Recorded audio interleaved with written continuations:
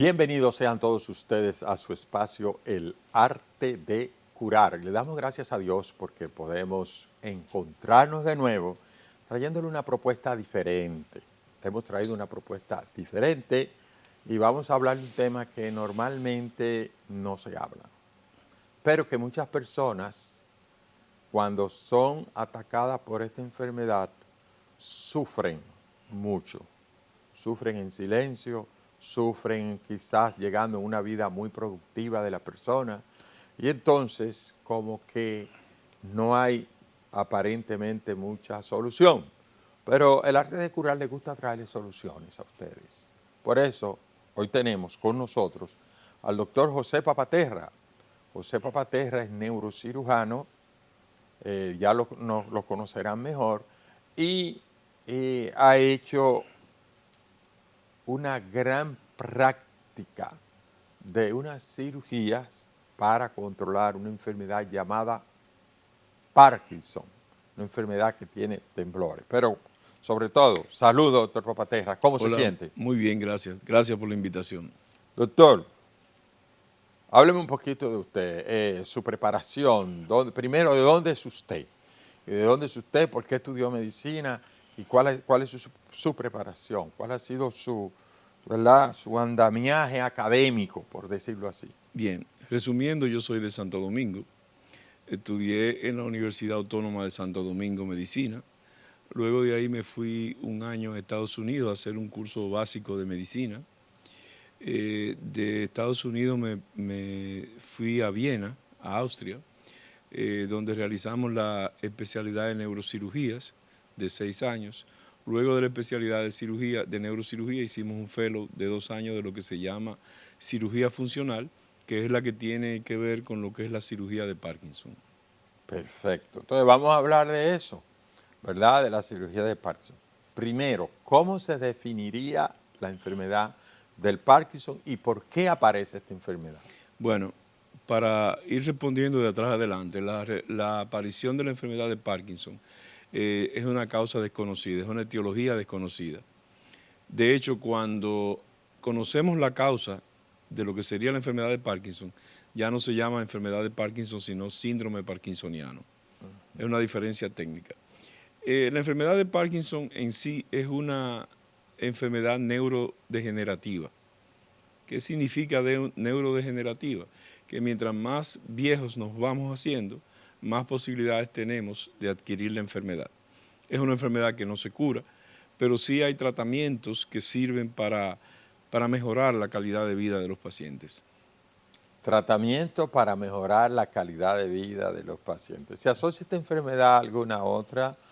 ¿Tiene que ver, usted ya me dijo que es de etiología desconocida, pero se ha estudiado si hay algún tipo de hábitos tóxicos, algún estilo de vida, se ha relacionado a algún tipo de trabajo o no? Bueno, ¿O es igual para todo el mundo, para el gordo, para el flaco, para el que hace ejercicio, para los comunistas, para los ateos? O sea, yo lo que quiero es saber es, ¿esto aparece de la nada, no se ha relacionado a nada en específico? sí, la enfermedad de Parkinson es igual para todo el mundo. Lo que no es igual para todo el mundo es lo que sería el síndrome parkinsoniano, que es igual que la enfermedad, que se ha asociado a traumas, a microtraumas en el cráneo, como en el caso de los boxeadores. Ahí tenemos el caso de Muhammad Ali y de otros actores de Hollywood, donde se ha presentado la enfermedad luego de varios microtraumas. Ahora bien, antes, cuando yo empecé mi ejercicio en República Dominicana en el año 95, la enfermedad de Parkinson se veía solo en pacientes después de la quinta y sexta década de la vida. Estamos hablando 50, 60 años. A lo largo de 10 años, esa estadística cambió y empezó a presentarse la enfermedad de Parkinson en pacientes cada vez más jóvenes, hasta de 40 años. ¿A qué se debe esto? Bueno, se debe al estilo de vida, se debe a lo que es la contaminación alimenticia y ambiental que existe y a los hábitos tóxicos. Entonces, sí hay alguna asociación, no se puede decir que hay una causa-efecto directamente, causa-efecto, pero sí hay un cambio en la epidemiología de la enfermedad Exacto. en cuanto a que está apareciendo más joven. Y de hecho, doctor, estamos viendo que enfermedades que aparecían, como usted dice, en la sexta, séptima década, quinta, está apareciendo en personas más jóvenes. Y a veces uno ve, por ejemplo, el cáncer de colon, personas con menos de 30 años ya con cáncer de colon. No, no, y también, por ejemplo, en mi área, lo que es la demencia senil y el Alzheimer, que era 60, 70 años. Aparecen individuos con 50 años con Alzheimer y demencia senil. Algo debemos de estar comiendo, que algo debemos de estar ingiriendo y comienzan a dañar o hacer que esas neuronas y esas células tengan problemas. Doctor, entonces, ¿cómo clínicamente, si es posible, verdad? Ustedes se dan cuenta cuándo es un síndrome parkinsoniano o cuándo es una enfermedad de Parkinson. Por la historia clínica. Por la historia clínica. La enfermedad de Parkinson, por ejemplo, aparece con una etiología que no es conocida, no sabemos de dónde viene, pero por ejemplo el síndrome parkinsoniano aparece en casos muy específicos cuando un paciente ha sufrido lo que llama la gente en la calle el derrame cerebral. Puede que ese derrame cerebral sea la causa de tu síndrome parkinsoniano. Lo mismo que puede ser un tumor, lo mismo que puede ser un trauma. Esas son causas ya que te pueden producir lo que es el síndrome parkinsoniano. Es importante, entonces, fíjate cómo voy asociando. Una presión, una hipertensión maltratada puede hacer que una arteria se reviente, que es lo que llamamos derrame cerebral, que explote esa arteria, ¿verdad? Y que esto posteriormente, bueno, no te moriste, en el caso de que no muera, porque sabemos que la mortalidad es muy alta cuando son hemorragias, dependiendo de la magnitud de la misma, pero entonces después puede quedar como una secuela, el síndrome parkinsoniano, que son los temblores. No así en el evento cerebrovascular trombótico. También, en cualquiera de los dos. Bueno. De hecho, yo tuve un caso muy interesante que yo siempre lo menciono, y era un paciente que tenía una enfermedad de Parkinson de un lado, unilateral, y le dio lo que se llama un ACV hemorrágico. Hizo un puntico de sangre, específicamente en el área del tálamo, donde estaba conectado lo que es el temblor. Y antes de operarlo, el paciente le dio su ACV, fue muy pequeño, muy circunscrito, y el paciente dejó de temblar. No tuvimos que operarlo. Porque parece que se reabsorbió. No, dañó específicamente el área que tenía que ver con las conexiones del temblor a nivel de tálamo. Y el paciente dejó de temblar. O sea, esa otra enfermedad lo curó. Exacto. Tuvo suerte. Tuvo suerte. Sí, doctor. Siempre porque este programa nos gusta que la gente como que le sirva al mismo tiempo de aprendizaje. Nosotros tratamos de que el programa no sea una orientación, sino que sea un aprendizaje. Cuando hablamos de derrame cerebral, hablamos siempre cuando es un evento vasculocerebral hemorrágico. E isquémico también, es lo mismo. ¿Se puede hablar de derrame en un isquémico también? Sí, también. ¿Y qué se derrama si es isquémico?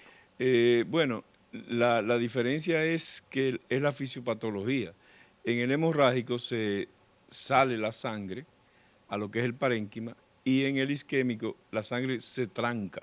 No llega la sangre al parénquima, pero tampoco llega la oxigenación al parénquima. Bueno, no, porque tapona. Entonces, o sea, al taponar las arterias, vemos que hay áreas que se infartan prácticamente por completo. Exacto. Entonces, el término científico sería evento vasculocerebral, que puede ser isquémico o puede ser hemorrágico. Así le estamos llamando, evento vasculocerebral. Y cuando hablamos de infarto, es bueno que el doctor explique eso, que infarto no solamente es en el corazón. ¿Cómo se infartan las áreas del cerebro? Bueno, las áreas del cerebro se infartan por dos mecanismos. Primero por un trombo, un pedacito de grasa que obstruya unas arterias y produce que esas arterias, como usted bien dijo, se entaponen y se produzca una isquemia. Eso por un lado. Y el otro lado sería la arteriosclerosis, que disminuya tanto la luz del vaso que también produzca una isquemia. Una isquemia es que no llegue sangre ni llegue oxigenación a las células cerebrales. El infarto no solamente da en el miocardio, da también en el corazón y en cualquier tejido. El infarto es una falta de oxigenación a nivel de los tejidos. Ya entendieron, entonces, isquemia es una disminución importante del flujo sanguíneo hacia un tejido específico, que si se hace, diríamos, de mayor importancia, se llega a infartarse. Si se prolonga en el Sí, tiempo, se produce lo que sería la porque necrosis. primero es bueno que la gente sepa que el tejido lo primero que tiene es una hipoxia, pero puede llegar que es la disminución. Pero si llega a tener una ya casi anoxia, a veces hasta se pierde el tejido, ¿verdad? Y se muere, es cuando el tejido se infarta. Doctor, este tema está muy interesante, pero debemos de hacer la primera pausa de consejos comerciales. Vamos a la pausa, en breve retornamos.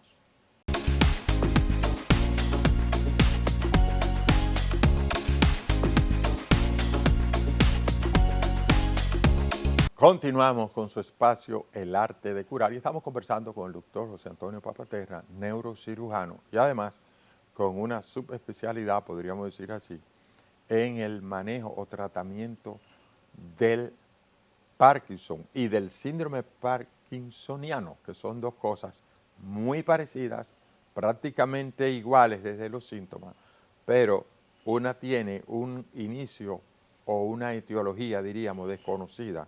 Llamamos etiología a la causa en medicina. ¿Cuál es la causa? ¿Cuál es la etiología? Es lo mismo. Y la otra, como él bien dijo, o asociado a un trauma o a un derrame cerebral, etcétera. Doctor, muy bien, tiene el Parkinson la persona, pero ¿cuáles son las alternativas ahora? Usted que hizo ese gran entrenamiento, ese fellow, después que hizo esos 6 años de neurocirugía, ¿cuál ha sido su experiencia en estos manejos? ¿Qué tipo de manejo que se le da al paciente? Yo quisiera que usted que matice aquí, Bien, porque trajo un cerebro. yo voy ¿verdad? a hacer un poquito de historia. Ajá.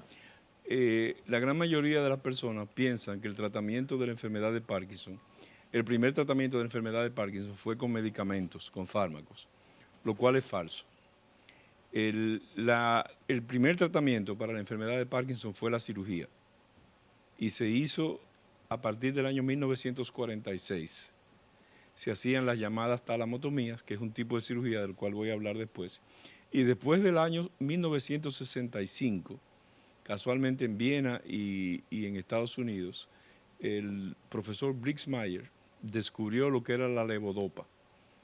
Y a partir de la levodopa empezó a darse el tratamiento para el Parkinson, el tratamiento medicamentoso, y disminuyó significativamente el uso de cirugía para el tratamiento de Parkinson. Para entrar en lo que es el uso de la cirugía, hay dos tipos de cirugía en la enfermedad de Parkinson. Está la cirugía ablativa, que es entrando un electrodo específicamente, déjenme mostrarle aquí, al tálamo. Enseñé el tálamo primero, Sí, ¿verdad? ahí voy. Si lo pone frente a frente a El la tálamo cámara. estaría aquí. No, pero ahí no se ve. Sí, Exacto. ahí se ve. Vamos a ver si pueden presentar el tálamo. Bueno, pero si tú lo inclinas así, Así. ajá, para que entonces se vea el puntito. Ok. Correcto. Nosotros estaríamos aquí. Esto sería, Vamos a aquí ver, se vería, ahí sí se ve. ahí se vería el tálamo. Sí. Nosotros entramos con un electrodo a partir de la parte anterior de la sutura precoronal y llegamos al tálamo. Ahí en el tálamo hacemos lo que sería una estimulación y sabemos si estamos en el sitio donde está vamos a decir, el punto que tiene que ver con el temblor. Perfecto. Si estamos en el punto, ese temblor completamente se para en ese momento y nosotros hacemos lo que es la lesión a nivel de este punto. Eso se llama talamotomía. Ahora bien, hay otras cirugías, que es la cirugía más moderna, que es la cirugía de implantación de electrodo, que es el famoso DBS, que se llama Deep Brain Stimulation, en la cual nosotros lo que hacemos es que entramos los electrodos precisamente en el tálamo vamos a decir, en otros centros de los núcleos cerebrales, y entonces dejamos esos electrodos implantados ahí y a través de unos cables bajamos y nos conectamos en una batería y esta batería nos va a mandar impulsos eléctricos que van a inhibir el temblor y algunos otros síntomas de la enfermedad. Esos son los dos tipos de cirugías que hay, aparte del tratamiento medicamentoso que todo el mundo sabe que es con levodopa, carbidopa y algunas otras sustancias nuevas que han salido. ¿Cuáles son entonces los pacientes que califican para este tipo de cirugía? Bien, el paciente que califica para la cirugía de Parkinson es el paciente que tiene su intelecto, su mente clara, que no tiene ningún tipo de patología o distorsión. Por ejemplo, en la cirugía ablativa, que yo hago la cirugía con el paciente despierto, tenemos que interactuar con el paciente. El paciente tiene que decirnos lo que siente cada vez que hacemos una estimulación y en ese momento nosotros vemos como la extremidad está temblando. Cuando llegamos al punto correcto y hacemos la estimulación para el temblor, en ese mismo momento. Por eso el paciente tiene que estar consciente y tiene que estar orientado. El primer handicap para evitar, o sea, la primera contraindicación para la cirugía de Parkinson es que el paciente tenga su mente bien. ¿Cuál es la segunda contraindicación? Bueno, No, señora, por usted dijo que tenía que estar bien. ¿Será que esté mal? La contraindicación. la contraindicación es que no esté mentalmente A que claro. no esté. Esa es la contraindicación. Exacto. ¿Cuál otra contraindicación? Que no es una contraindicación, sino es un prerequisito. Que la cirugía se hace para mejorar la calidad de vida del paciente. O sea, si el paciente ya está postrado en una silla de ruedas o en cama y lo único que tiene es temblor, no vale la pena operarlo. Pero si un paciente productivo que quiere ir a trabajar, Si es un paciente que eso le está productivo, trayendo limitaciones, que le está trayendo su esfera psicológica, que ya no se quiere dejar ver porque le da vergüenza, porque está temblando, exacto, pero si, todo lo otro está intacto. si es un paciente productivo, ese paciente es elegible para la cirugía de Parkinson. No importa la edad. No importa la edad. Yo tuve la experiencia de operar un paciente de Parkinson con 83 años. Que es bastante avanzadito. Sí, y él se duró 7 años después de la cirugía feliz, con una excelente calidad de vida. Sí, sobre todo porque tengo que decir que tenía una esposa de 36 años. Oh, fresco. 8, 3, 3, 6. Entonces era al revés y al derecho. Al revés. ¿Verdad? Perfectamente, doctor. ¿Y cómo puede hacer una cirugía de esta magnitud con un paciente despierto? Se hace con Que anestesia. me llamó la atención eso. Se hace con anestesia local, se hace con el paciente en el tomógrafo y uno va conversando con el paciente. Usted sabe que el cerebro no duele, que lo que duele es la piel, la parte de y piel el pericráneo y el cráneo. Eso nosotros lo hacemos con anestesia local y llegamos, introducimos el electrodo y ahí el paciente no siente dolor. Y la otra cirugía que no es el electrodo, porque esa yo sé que es media cariñosa. La del electrodo es muy cara. Muy cariñosa, sí, la del electrodo. Esa otra que es para los mortales, porque lo de la primera. Sí, sí. La primera es para los que no son mortales. La de los electrodos es una cirugía que se hace con el paciente durmiendo. Es cara porque nosotros tenemos que buscar un neurofisiólogo, que es regularmente un neurólogo especializado en eso, donde se usa un equipo donde podemos oír las neuronas. Se oye lo que se llama el ruido neuronal. Y según el ruido nosotros vamos mapeando por computadora hasta llegar al centro del temblor. Cuando llegamos al centro del temblor, por imágenes y por computadora, entonces se hacen pruebas y si estamos en el lugar correcto, pues dejamos el electrodo Esa es la que puesto. decimos que es cara. Esa Pero es la cara. otra, la que es menos cariñosa y que tiene acceso a personas que con un esfuercito. Esa fue la cirugía y se hizo desde el año 96, 97 hasta el 2010, 2012. Se hizo a un precio ridículamente barato, se hizo a 15,000 pesos cada paciente. Yo le estaba diciendo a usted fuera de cámara que habíamos tenido más de 2,000 casos operados de cirugía de Parkinson, que venía gente del extranjero a eso. Esa cirugía es mucho más barata, ya no son 15,000 pesos como era antes. Se hace un screening del paciente, se consulta con un neurólogo y entonces se decide si el paciente está en condiciones de operarlo. Esa cirugía es una variación de una técnica quirúrgica que realizaba el doctor Patil en Nebraska, en la Universidad de Nebraska. Yo tuve un tiempo un entrenamiento con él, yo traje la cirugía al país por primera vez y yo, como dicen, la aplatané. cambié algunas cosas de la cirugía y creamos nuestra propia técnica para operar. Y tuvimos un resultado de más de un 87% de pacientes. Pero ya usted no está haciendo ese tipo de cirugía, porque Se habla hace- como del pasado, tuvimos.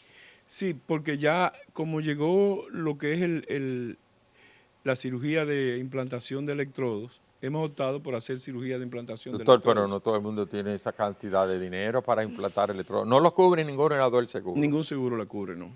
¿verdad? Ningún seguro lo cubre. Y no vamos a decir por cuánto anda la primera de electrodo, porque yo sé que es bastante onerosa, pero la otra tiene posibilidad de una persona, Sí, la otra sí se puede hacer.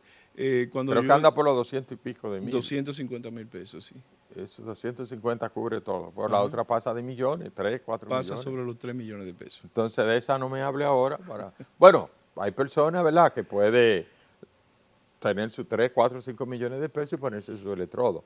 Pero para la clase media, que es, entiendo yo, que podría acceder a esto, 250,000 pesos es manejable Es todavía. asequible, sí, es asequible. Nosotros, Dice la gente hace su liguito, ¿verdad? la cirugía se hace con el paciente despierto. El paciente se va a su casa al otro día y ya de ahí en adelante puede hacer su vida normal. Tiene un grado de recidiva, o sea, la paciente puede volver a tener temblor. Eso es importante. ¿Qué Es tiempo importante después, decirlo. qué por ciento tiene recidiva en las mejores estadísticas? Yo tengo, puedo decir, de mis estadísticas, que son varios pacientes, nosotros tenemos de un 10 a un 13% de recidiva. Pero está bien, Es decir, tenemos pacientes que han durado 10 años sin temblor. excelente. Bueno, estamos conversando con el doctor José Papaterra y vamos a continuar en breve, luego de esta pequeña pausa.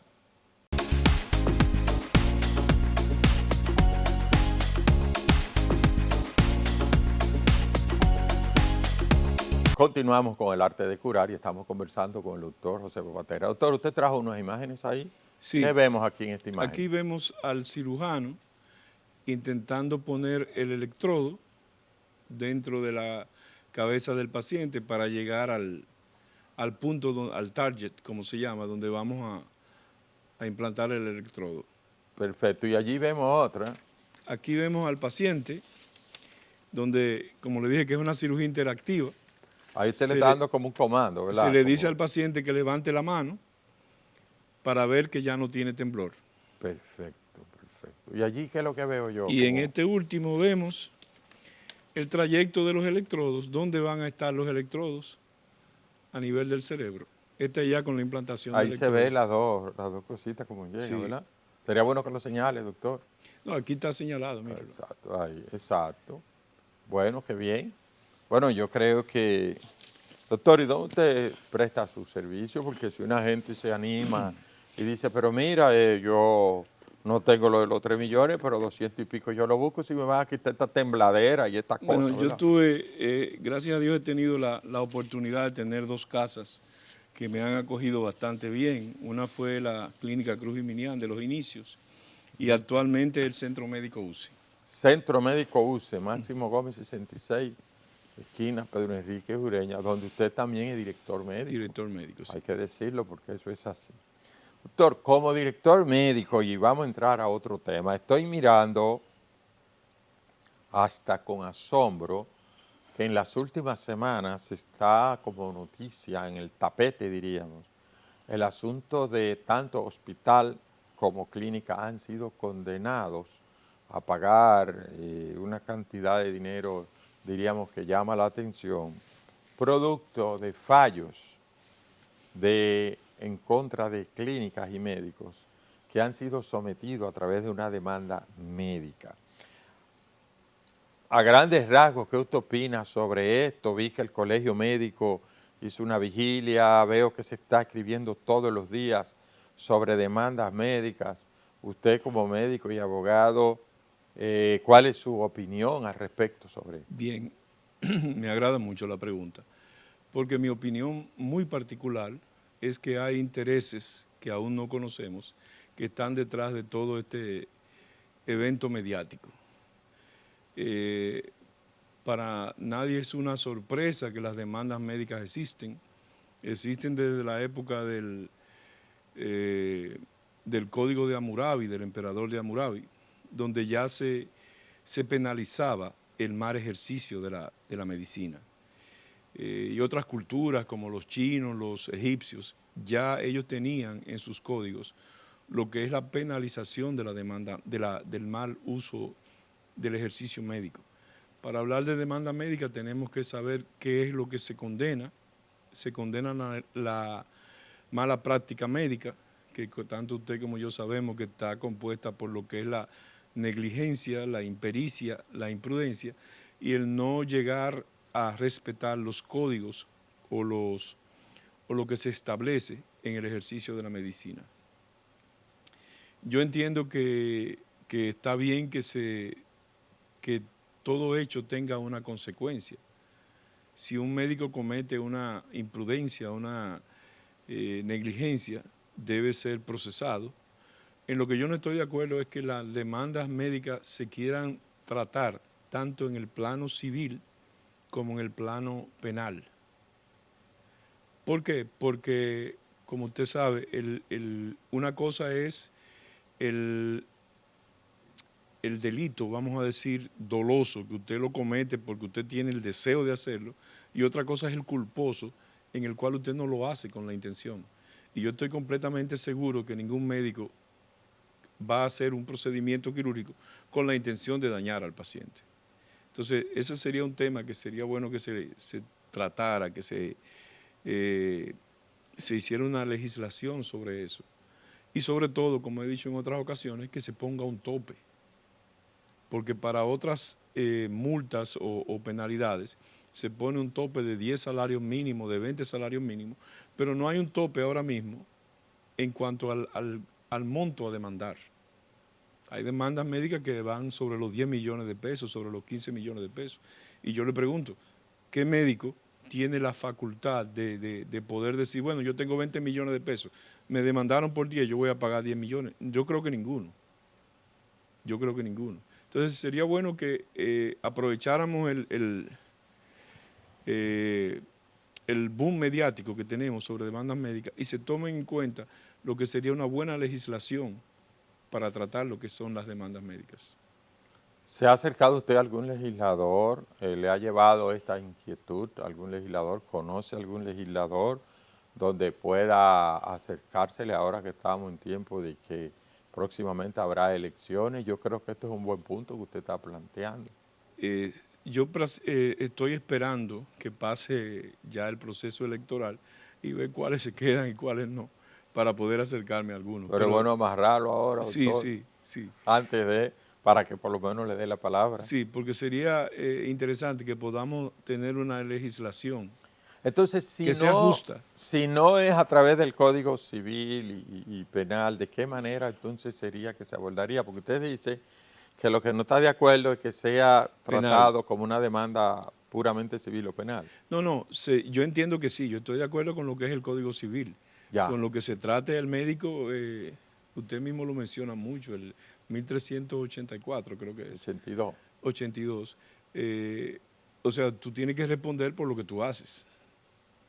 Tú tienes que responder por lo que tú haces. Yo estoy de acuerdo con eso. Ahora, ¿hasta qué punto tengo yo esa responsabilidad? Es un punto de que, ok, yo tengo un seguro, una póliza de responsabilidad civil hasta 10 millones. Ya yo sé que ese seguro me va a cubrir por 10 millones, pero no me pueden poner una demanda por 15 o 20 millones.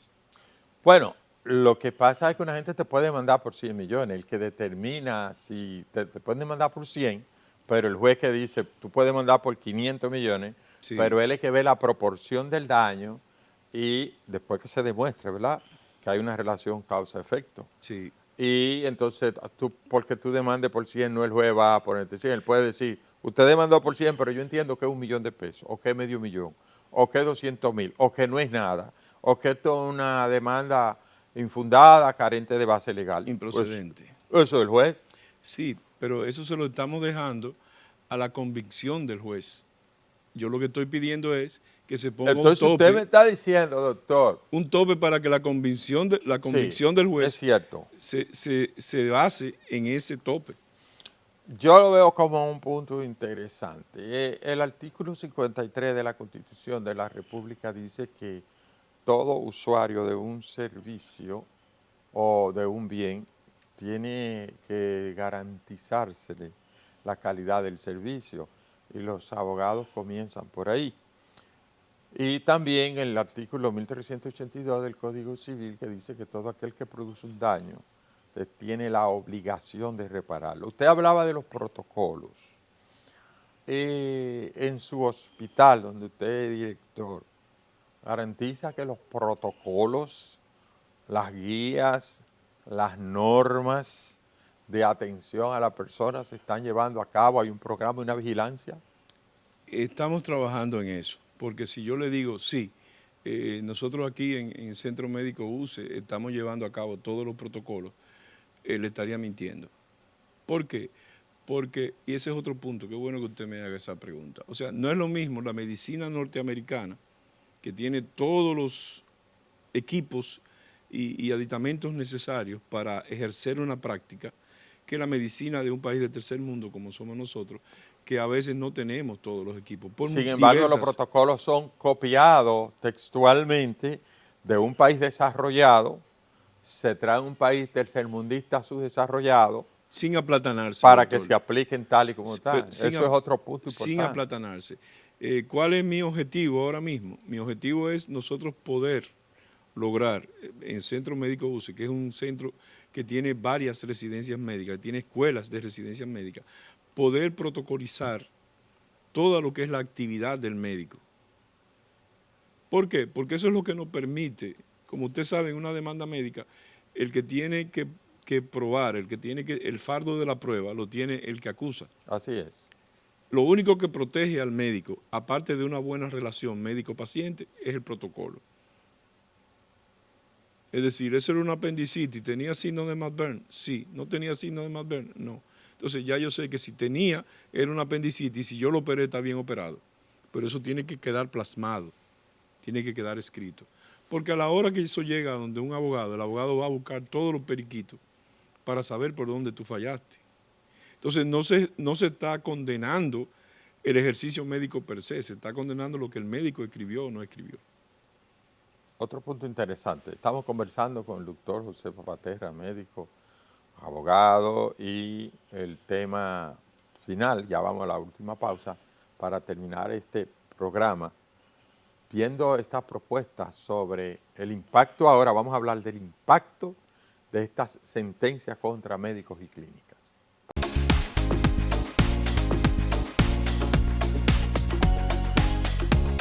Continuamos con su espacio El Arte de Curar. Doctor, sentencias contra clínicas, médicos, demandas médicas, ¿cuál será el impacto que tendrán estas sentencias de ahora en adelante? Porque yo estoy viendo, ya que médicos me han dicho, bueno, el que me llegue a mí con un pie podrido yo no lo opero porque yo no quiero una demanda médica. La gente va a tener miedo de amputar piernas, la gente va a tener miedo de coger casos complicados. ¿Esto no traería más problemas que solución? Estados Unidos, que es el país que más demanda tiene a nivel mundial, seguido de Reino Unido, la medicina dejó de ser una medicina de colaboración médico-paciente para ser una medicina a la defensiva. Sí, porque el médico es lo que se pone a la defensiva. O sea, ya yo no veo al paciente como la persona a la cual yo le voy a prestar mi servicio y la voy a ayudar. Yo la veo como la persona que le voy a prestar el servicio, la voy a ayudar, pero también me puede hacer daño. Entonces ya el médico cambia su paradigma.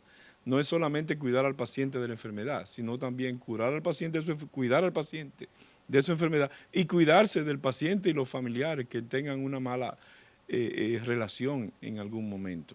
Entonces eso va a traer como consecuencia que la medicina se va a encarecer. ¿Se va a poner más cara, doctor? Y se va a escasear, como usted mismo dijo. Si yo voy a amputar una pierna y me van a demandar porque yo tengo que amputar esa pierna, pues yo prefiero no amputarla. O sea, la medicina se va a encarecer y se va a dificultar el acceso al servicio médico.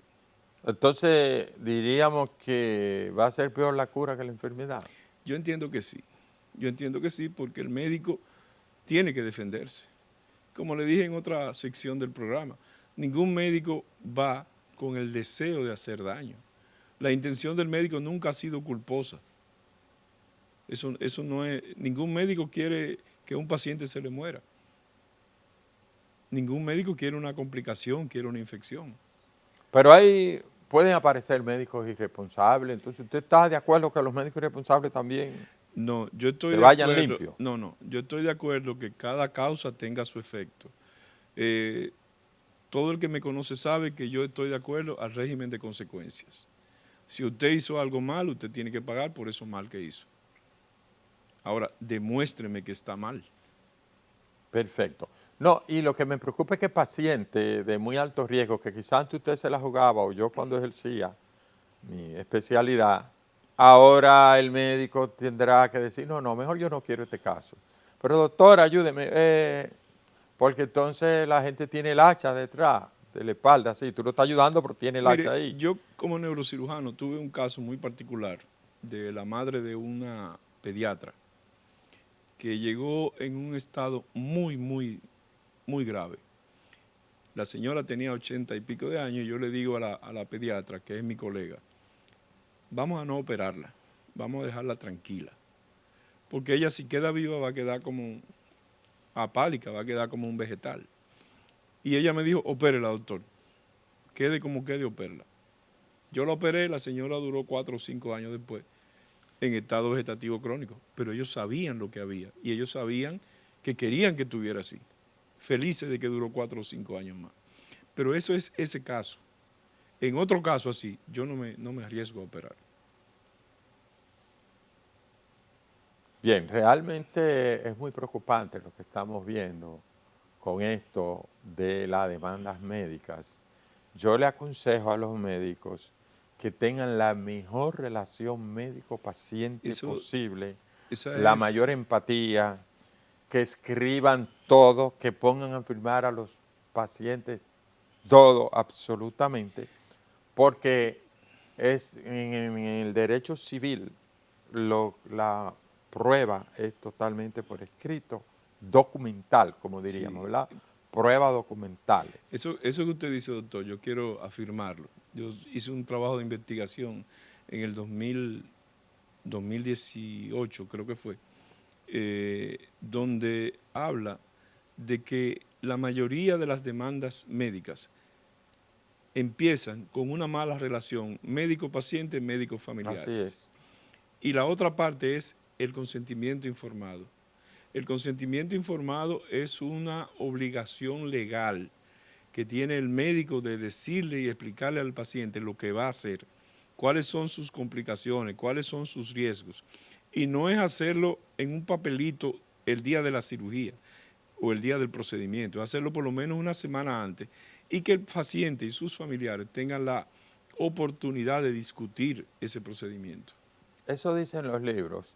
Y ayuda mucho, aunque el consentimiento informado per se, por él mismo, no exonera al médico de responsabilidad civil. Sin embargo, ayuda mucho porque no es lo mismo que una persona no tenga ni idea de lo que puede ser una complicación y que nunca le haya dicho y que nunca lo haya leído y que nunca lo haya aceptado.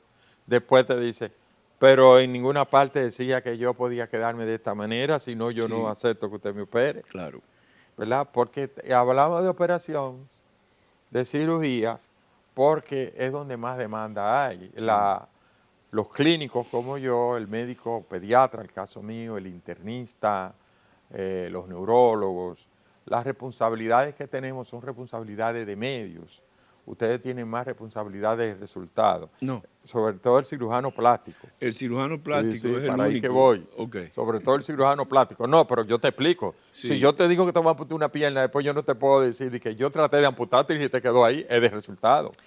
Porque tú tienes que amputarla. Cuando tú prometes que vas a un resultado, ya tu responsabilidad civil cambia.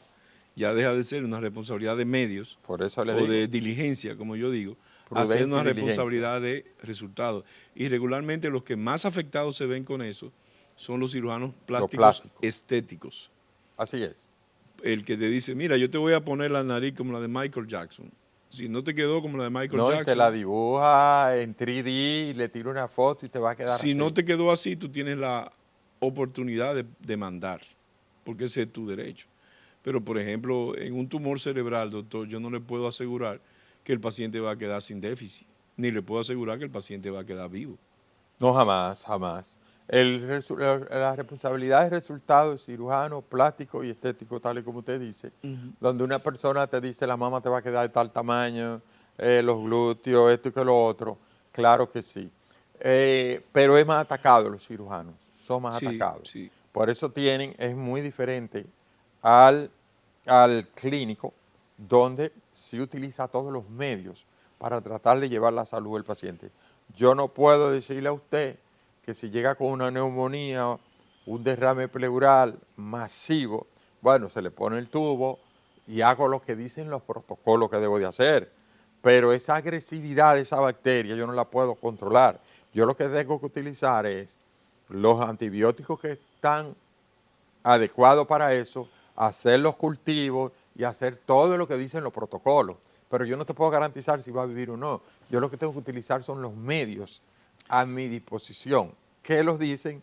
La guía y protocolo, por supuesto. Y yo remarco en la importancia del consentimiento informado, porque conozco un caso de un neurocirujano dominicano que operó a una paciente de un tumor cerebral, de un tumor glial, de esos glioblastomas, trocitomas, que usted sabe que son tumores que salen al tiempo. La paciente se operó, al año se fue a Estados Unidos, en Estados Unidos se hizo un estudio y en el estudio salió el tumor de nuevo. Esa paciente volvió aquí, demandó al médico y ganó la demanda, porque pudo demostrar que el médico no la había operado. Yo tuve un caso donde fui parte indirecta, porque me consultaron como abogado que soy también, pero este fue de un ginecólogo obstetra, donde él le hizo la gente, como dicen, se fue a preparar para que la gente entienda, ¿verdad? Una salpingotomía, le quitó la trompita, la amarró de ambos extremos, pero él se cuidó de mandar a patología a eso. Y sí se demostró que él lo operó y después salió embarazada, la señora. Una cosa increíble, hizo una recanalización de trompa. Aún la cortó, la separó. Hay mujeres que son tan fértiles que esa se recanalizó y no fue solo ligada. O sea, se vio que La mandó cortó. parte del tejido y cuando fueron a consultarme, porque querían ponerme como abogado para la demanda, yo le dije, pero primero el médico es amigo mío y segundo, mira lo que él me dijo. Y aquí hay una patología de que sí él mandó el tejido. O sea, fíjense cómo eso que usted dice es tan importante. Sí, doctor, yo creo que esto al final, queda un minuto del programa, yo creo que usted se despida con un mensaje final a los amigos televidentes. Bien, mi mensaje es la prudencia. Ser prudente tanto el paciente como el médico y entender que el ejercicio de la medicina, independientemente de lo que muchos creen que tiene un fin mercurial, el ejercicio de la medicina es un ejercicio de vocación y es un ejercicio de servicio. El médico no quiere dañar, el médico siempre lo que quiere es ayudar.